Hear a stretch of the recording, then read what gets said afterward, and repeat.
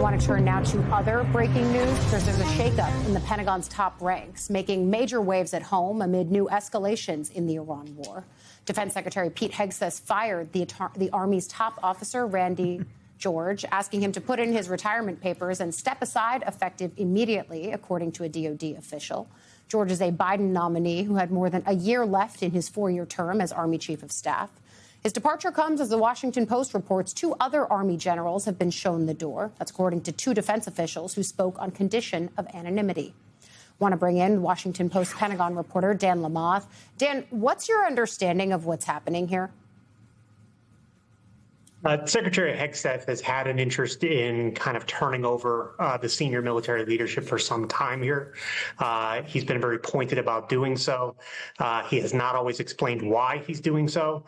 And there's a lot of frustration within the Army over that, particularly as not only these 3 gentlemen, but also several other names last year had presumed promotions that were blocked by Secretary Hegseth. In some cases, they would have become 4-star generals or taken on different 4-star general roles.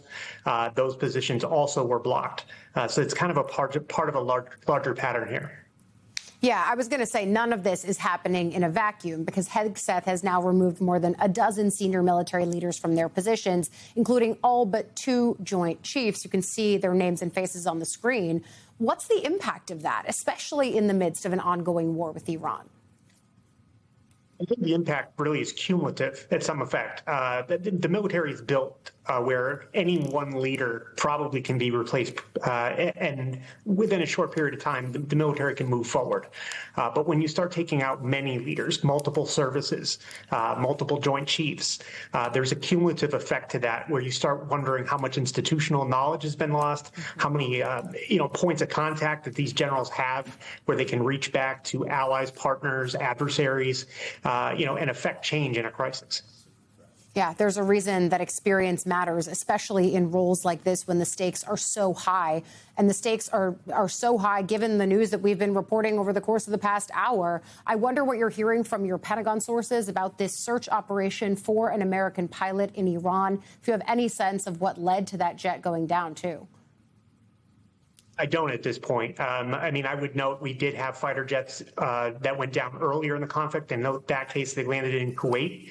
Everybody was safe. This is a very different set of circumstances here with it being in Iran, potentially adversaries coming after the personnel down on the ground. I mean, there's a full crisis in the moment here to try and get these people back as quickly as possible.